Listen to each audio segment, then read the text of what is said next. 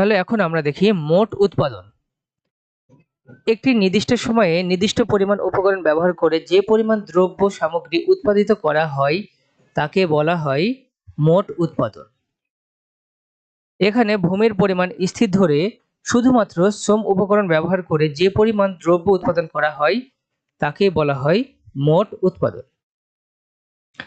তাহলে আমরা বুঝতে পারছি যে একটি নির্দিষ্ট সময় একটি নির্দিষ্ট উপকরণ ব্যবহার করে যে দ্রব্য সামগ্রী উৎপাদন করা হয় তাকে বলা হয় মোট উৎপাদন। যখন আমরা মোট উৎপাদন নির্ণয় করব সেখানে আমরা ভূমিকে স্থির ধরব আর শুধু সময় আর উপকরণ দিয়ে আমরা এই মোট উৎপাদন নির্ণয় করব।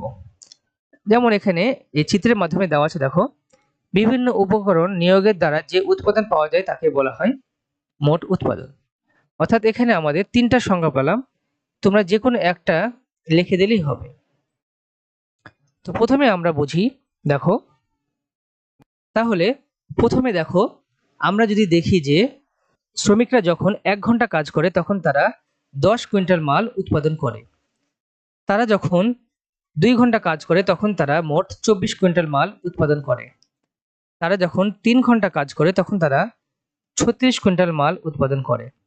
তারা যখন 4 ঘন্টা কাজ করে তখন তারা 46 কুইন্টাল মাল উৎপাদন করে। তারা যখন 5 ঘন্টা কাজ করে তখন তারা 54 কুইন্টাল মাল উৎপাদন করে।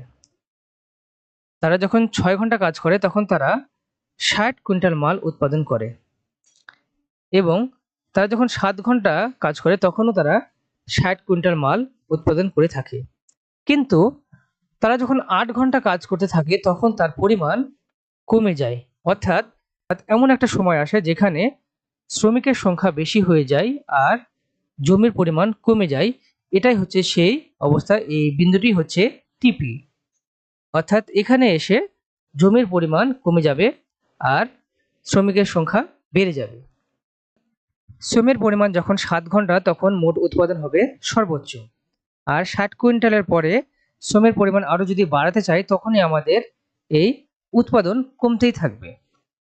এটি হচ্ছে মোট উৎপাদন।